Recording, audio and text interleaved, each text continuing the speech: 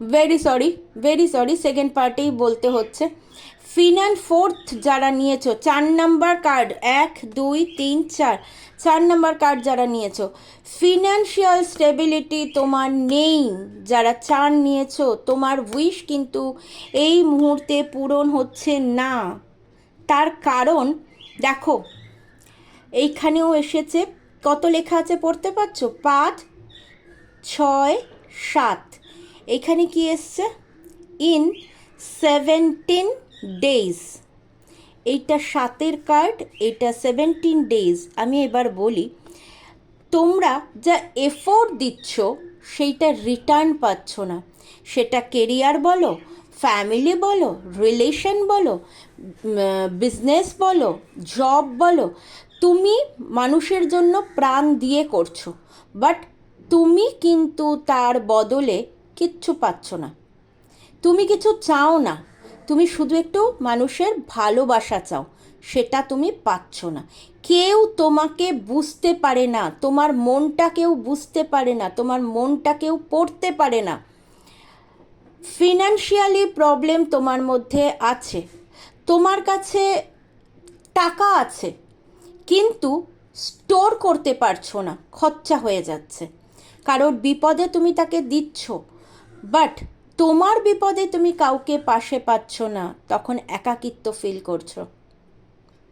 কেউ এসে তোমাকে তখন তোমার পাশে দাঁড়াচ্ছে না, একাকিত্ব ফিল করছো। তোমার সবাই আছে, ফ্যামিলিতে সবাই আছে, বন্ধু বান্ধব আছে, কিন্তু তোমার মনের সাথে ফ্রিকোয়েন্সি ম্যাচ করার মতন কেউ নেই, তোমার মনের সাথে মিল খাওয়ার মতন কেউ নেই, মনের কথা বলার মানুষ কেউ নেই, তোমাকে বোঝার মতন কেউ নেই। তুমি খুব একা ফিল করো, বন্ধুর অভাব, সঙ্গীর অভাব, সব কিছু থেকেও তুমি খুব একা। তোমার একটা ভালো স্বপ্ন, তোমার একটা ভালো লাইফ পার্টনার চেয়েছো, হয়তো লাইফ পার্টনার ভালো পাওনি। রিলেশনশিপ ভালো চেয়েছো, সেটাও ভালো পাওনি। কেরিয়ার আছে, কেরিয়ার, বিজনেস, জব সবই আছে, সবই করছো, কোথাও মাইন্ড থেকে স্যাটিসফ্যাকশান নয়। তুমি স্যাটিসফ্যাকশান হতে চাইছো, স্যাটিসফাইড চাইছো, জবের ক্ষেত্রে, রিলেশনের ক্ষেত্রে, কেরিয়ারের ক্ষেত্রে, সব কিছুতে তোমার স্যাটিসফ্যাকশানের অভাব আছে। তোমাকে কেউ বুঝতে চায় না, তুমি কি বলতে চাইছো সামনের মানুষটা বুঝতে পারে না। তাই এই মুহূর্তে তোমার উইশটা কিন্তু পূরণ হবে না। তুমি ভীষণ ভাবনায় নেগেটিভ হয়ে যাচ্ছ, মনের মধ্যে থেকে ভাবনাকে রিলিজ দাও, রিলিজ করে দাও। যে তোমাকে বুঝতে চাইছে না ছেড়ে দাও, বোঝাতে যাওয়ার দরকার নেই। যত বোঝাতে যাবে তত কিন্তু কষ্ট পাবে। কাউকে হেল্প করার দরকার নেই, তোমার আছে টাকা, কেউ চাইলে বলবেন নেই, খরচা করার প্রয়োজন নেই, খরচা নিজের জন্য জমাও, ভবিষ্যতে কেউ দেখবে না। সো এত মন খারাপ থাকলে, এত নেগেটিভ হয়ে থাকলে, তুমি কিন্তু, তোমার কিন্তু হেলথ ইস্যুও হয় মাঝে মাঝে।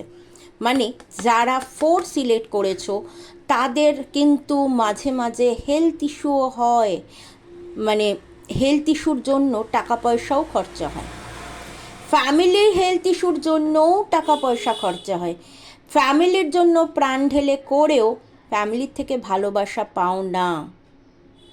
কষ্ট ছাড়া তুমি, মানে ভীষণ কষ্ট, কষ্ট পাও, দুঃখ পাও, শেয়ার করার লোক পাও না। ইয়েস অর নো আমাকে অবশ্যই জানাবে যারা 4 সিলেক্ট করেছো। ওকে, সরি, যারা 4 সিলেক্ট করেছো, এই মুহূর্তে তোমার মনের উইশ কিন্তু পূরণ হবে না।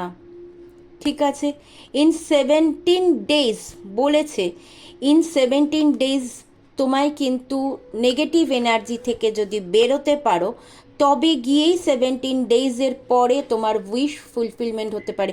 কারোর কাছে টাকা পাওনা আছে, কারোর কাছে তুমি টাকা পাবে, কোথার থেকেও একটা টাকা পাওয়ার কথা চলছে, বা লোন পাওয়ার কথা চলছে, সেটা কিন্তু পূরণ হওয়ার সম্ভাবনা আছে 17 ডেজের পরে।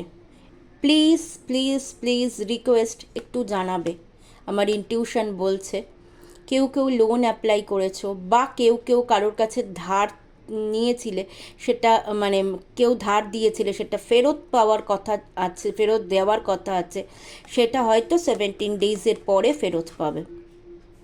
একটাই অনুরোধ, নেগেটিভিটি থেকে বেরিয়ে এসো, ভাবনা থেকে বেরিয়ে এসো। যে বোঝে না, বোঝানো ছেড়ে দাও, নিজেকে নিয়ে ভাবো, নিজের কাজ জানো, নিজের মধ্যে ক্যাপাবিলিটি আছে, নিজের এফোর্টটা দাও, নিজে ভালো থাকবে। নিজের সঞ্চয় করো, কাজের প্রতি মন দাও, তোমার আরও অপরচুনিটি আসবে কেরিয়ারে, ফিনান্সিয়াল স্টেবিলিটি আসবে জীবনে। শুধুমাত্র তোমার কনসেন্ট্রেশনের অভাব, নেগেটিভিটির জন্য সব হারিয়ে ফেলছো। মনোসংযোগ করার খুব প্রয়োজন। যারা 4-এর কার্ডটা সিলেক্ট করেছো, আমাকে জানাবে দিদিভাই যেটা বললো সেটা ঠিক কি ভুল, তাহলে আমি একটা রেমেডি তোমাদের জন্য পোস্ট দেব। ওকে, যদি জানাও আর যদি রেমেডি নিতে চাও, আমি একটা রেমেডি দেব। ওকে, স্টেবিলিটির জন্য একটা রেমেডি দেব, বাকি এগুলোর জন্য রেমেডি লাগবে না। এই যারা 4 সিলেক্ট করেছো তাদের জন্য একটা রেমেডি আমি দেব, কারণ আমার নিজের খারাপ লাগছে এই রিডিংটা করে।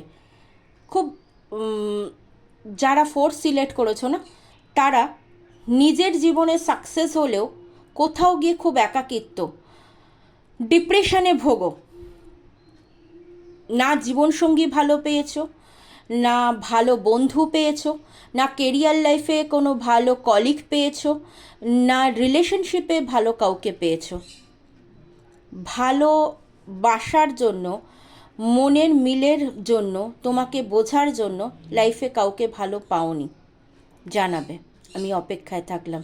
তাহলে আমি যদি জানাও, আমি স্পেসিফিক করে তোমাদের জন্য একটা রেমেডি দেব, একটাই রেমেডি দেব, আর সেটা খুব এফেক্টিভ। দিদিভাইকে যদি ভরসা করো, একটু প্লিজ 1, 2, 3, 4 প্রত্যেকে জানিও দিদিভাই পুরোটা ক্ল্যারিফিকেশান দিয়েছে। কার এরকমভাবে আমার বলা উচিত নয় এতটা ডিটেলসে, বাট আমার কি জানি না মন চাইলো ডিটেলসে যা যা আমার ইনটিউশন এসছে সবটা বলেছি।